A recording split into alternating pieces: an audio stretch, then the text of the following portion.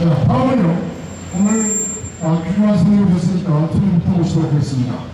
저는 MBC 카메라 프로그램의 주인공이신 우리 이상호 박사님 모시고 한 말씀 드리도록 하겠습니다. 나오시죠. 교육이 시작하는 데까지 이동해주시길 부탁드립니다.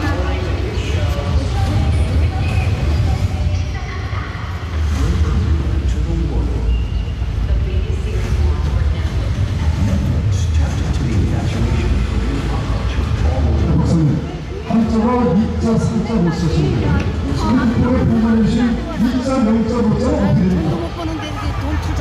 아이고 어쩔 수 없어. 자, 우리 이상호 박사님께 뜨거운 박수 부탁드리겠습니다.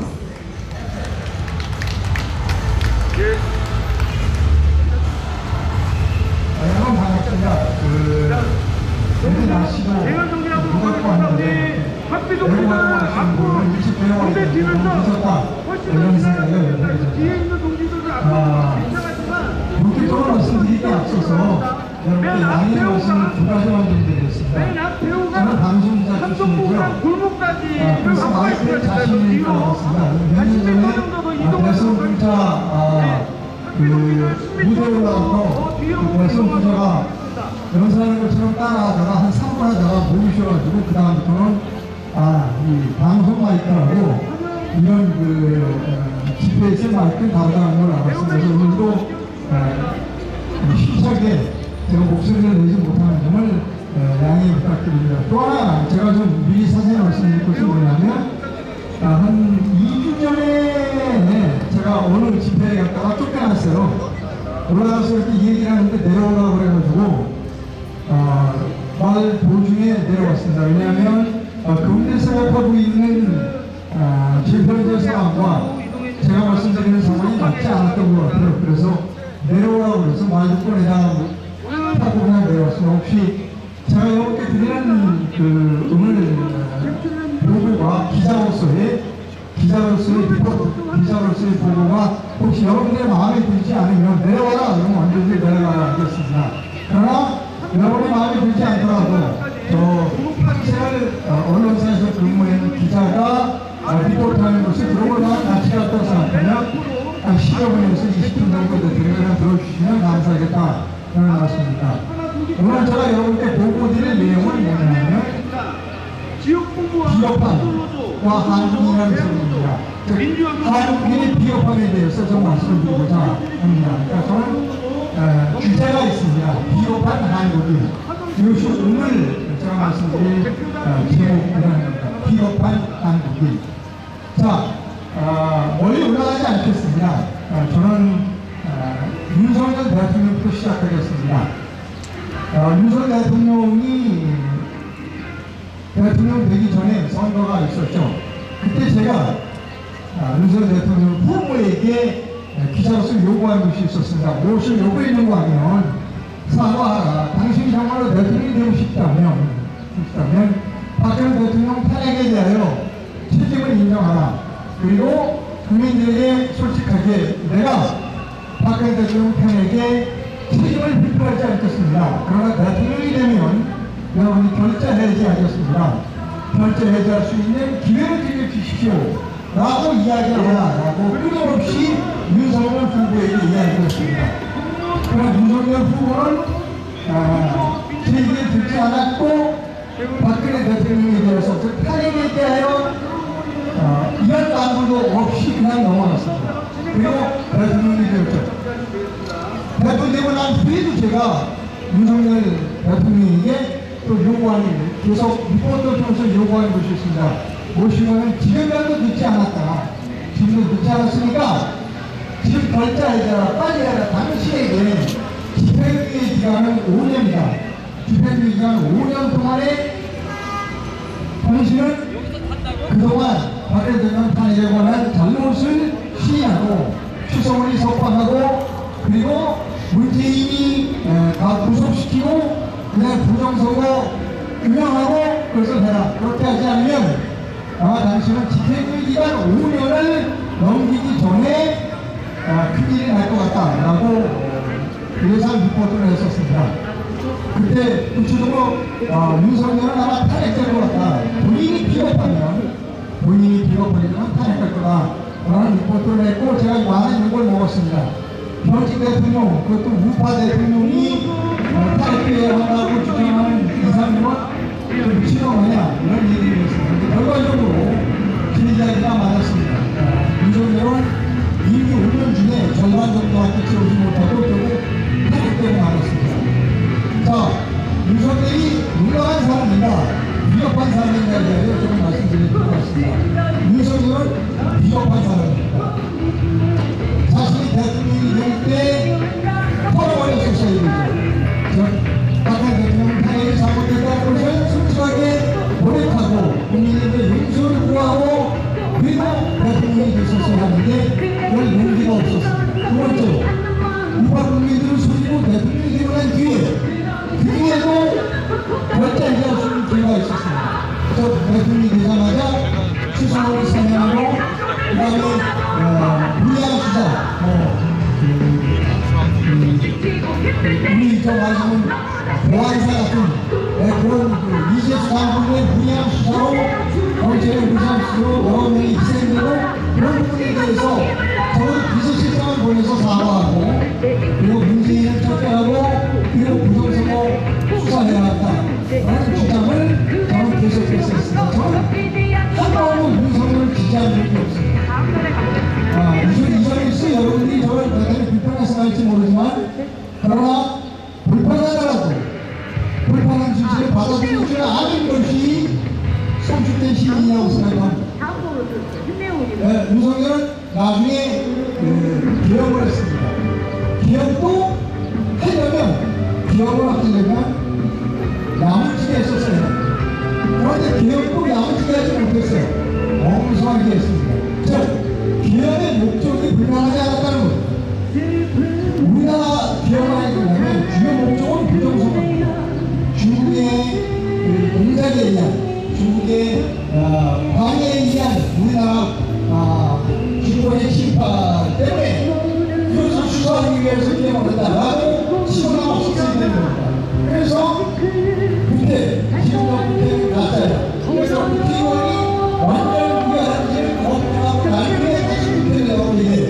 그래서 국회를 바꾸니까 부정선거 수사가 기업부에 의해서 발견될 때까지 국회는 물러올 수 없어 라고 개혁을 했다면 지금 윤석열은 아마 오늘도 특검에 들어가니 15억이겠지 나오게 계시고 그런데 윤석열은 그렇게 하지 않았습니다. 윤석열은 개혁을 발표하는데 부정선거 때문에 개혁을 한다는 게 아니라 한국이 없습니다. 윤석열이 부정선거 때문에 개혁을 했다고 하는 것은 우리의 입장에 수치가 돼서 법대표를 심판을 받는데 뭐라고 했냐면 내가 보안사의 사람들을 우리의 개혁을 선거하는 것은 선거와 부정선을 딱 이야기가 있어 정권을 해봐야 정권을 해봐야 라고 비겁하게 비판을 했습니다. 그 뒤에 또 윤석열이 비겁한 점을 보시고 하면 미국의 보수 행정주의자가 농사를 방문했을 때, 만난다고 방문했을 때 뭐라고 했느냐, 뭐라고 했어요? 한국의 선거는 누가 컨트롤하냐 했더니 내가 만들어내는 겁니다. 그래서 물어봤어요. 그랬더니 파월이, 중국의 파월이 해가지고 얘기를 했습니다. 알고 있었다는 거예요. 그리고 또 최근에 개혁 방송을 나중에 또 얘기가 어떤 리포트가 있었습니다. 왜 부정선거를 수사하지 않느냐? 부정선거를 수사하자는 얘기는 중국과 경쟁하자는 얘기야. 그래서 사실은 경쟁이 있을 때, 아니 혹시 저의 경찰 쪽으로 하고 다 되니까 벌써 부정선거에 대해서 아닌 소리 하는 거예요. 윤석열 후보로 되고 그리고 앞으로 비슷하게 아파트에 누가 찾아왔느냐? 이게 국민이 되고 이준석이가 찾아왔어요.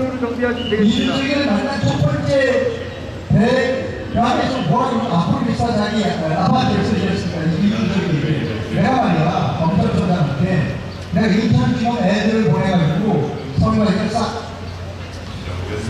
다 수사하려고 했어. 얘기를 보내면 다 알고 있었다는 얘기예요. 거의 정비가 끝났어요. 그러면 저도 그가 대통령이 한 이후로 부정적으로 수사할 수 있었어요. 대응 정비될 것 같습니다. 우리 대통령인데 미국이 무서워서 수사를 못했다? 혼나게 안 되는 거죠.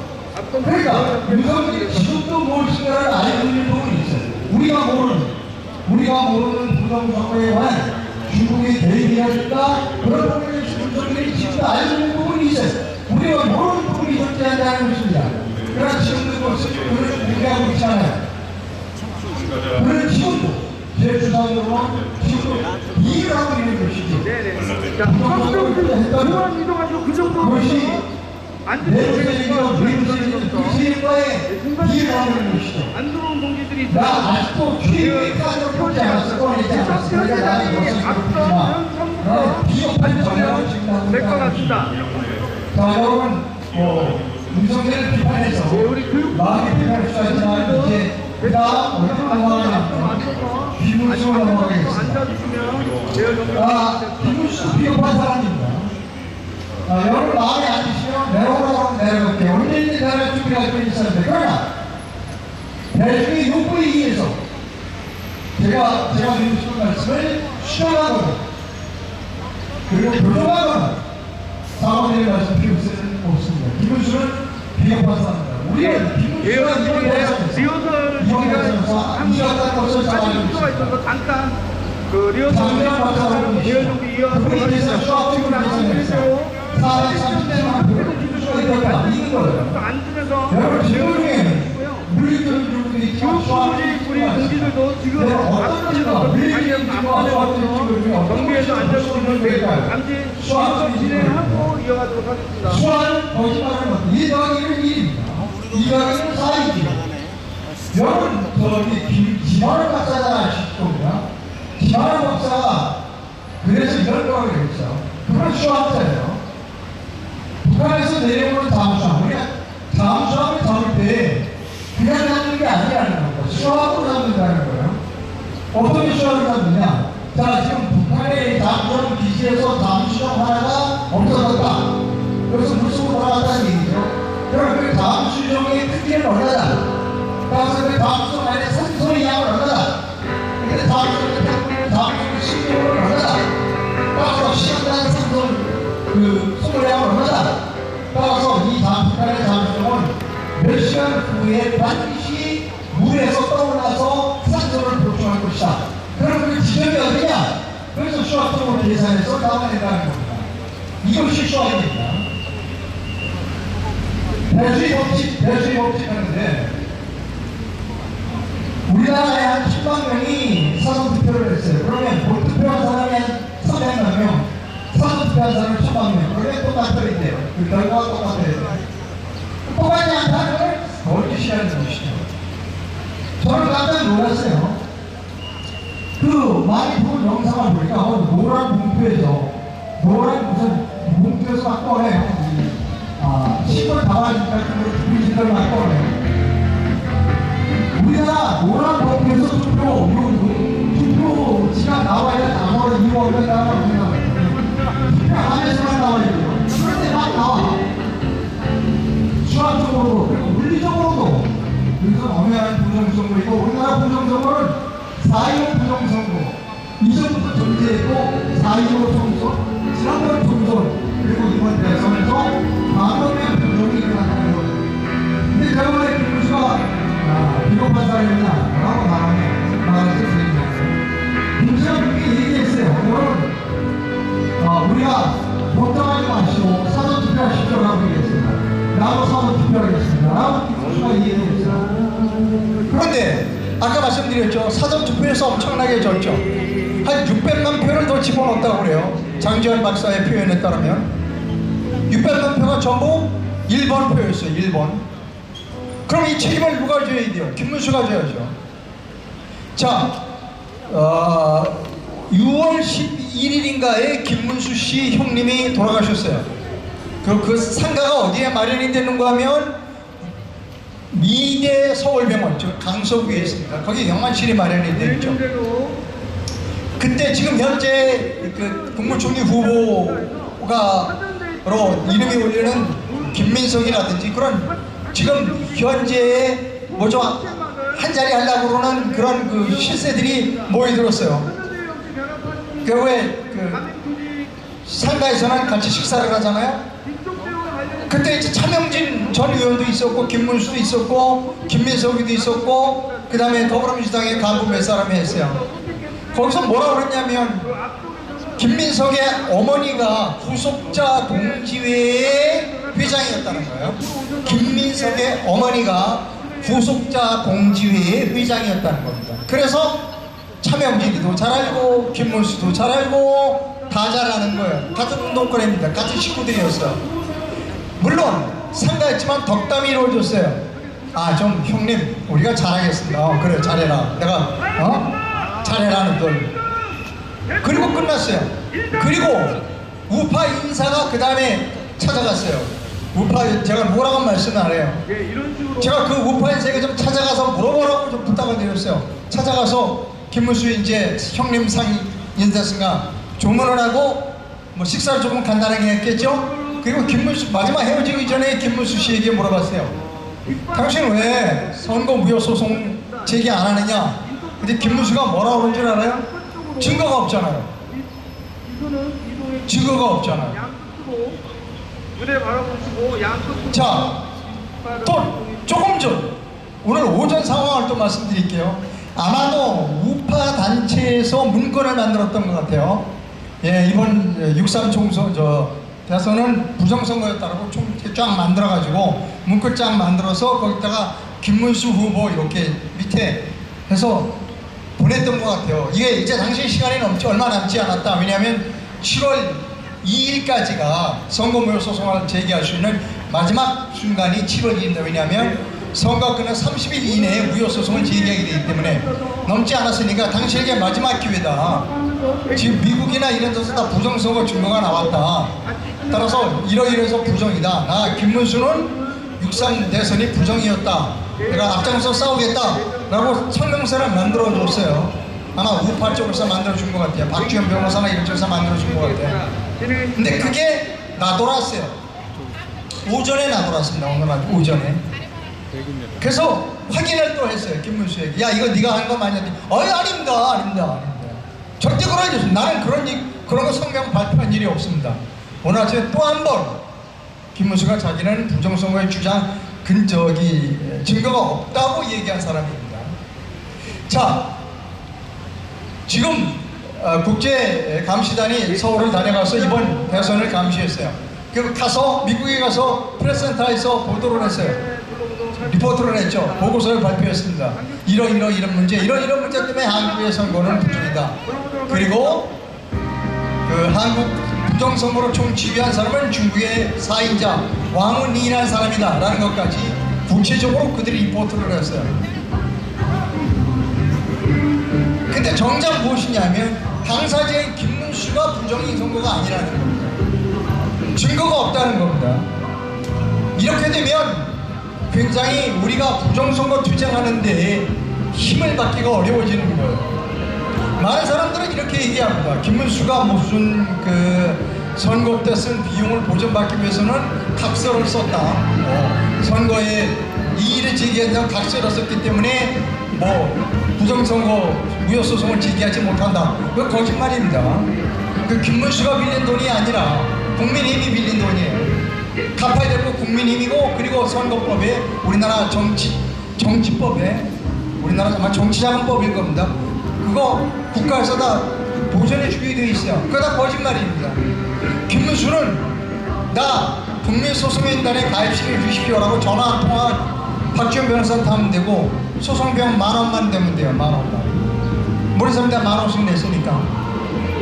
그러니까 이렇게 하고서 김문수가 우리나라 민주주의를 완전히 파괴하는 데에 수익을 받은 사람입니다.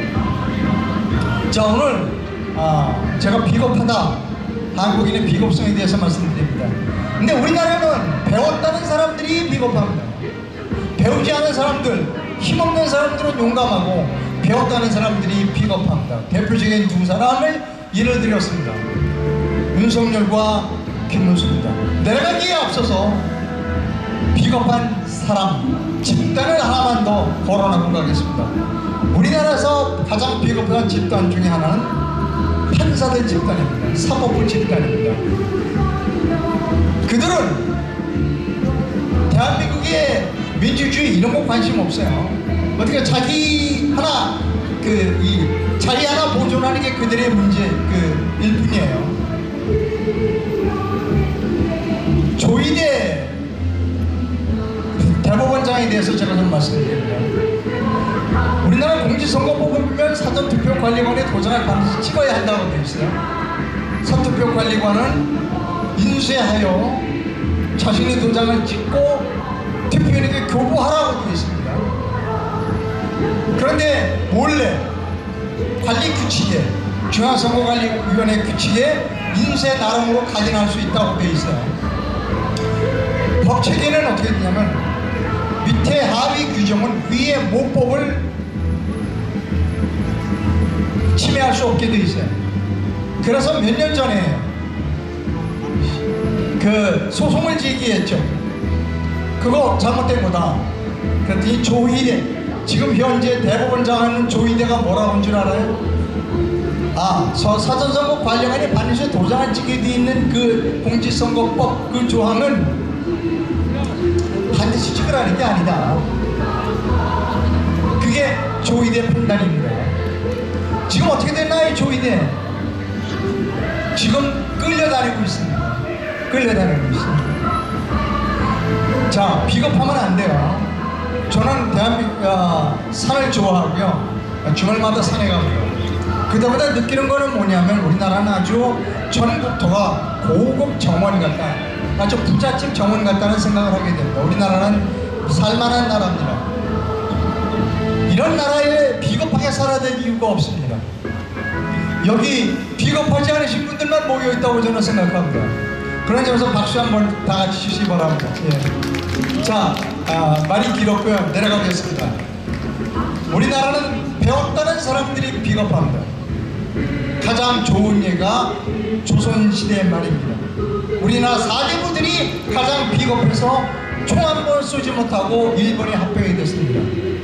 지금 이렇게 배웠다는 사람들이 비겁하면 우리는 중국의 속국이 될 것입니다. 우리는 저항해야 하고 싸워야 하고 비겁한 사람 보고 너희들 비겁하면 안 된다 라고 얘기를 해야 합니다. 오늘 아침 저는 매일 아침 7시 반에 카메라 출동 방송을 합니다. 오늘 아침 카메라 출동의 제목은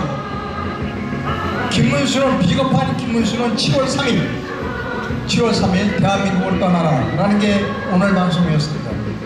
지구를 떠나라라고 하고 싶었지만 그 죽으라는 얘기니까 제가 살인교사를 할 수는 없고 떠나라고 얘기했습니다.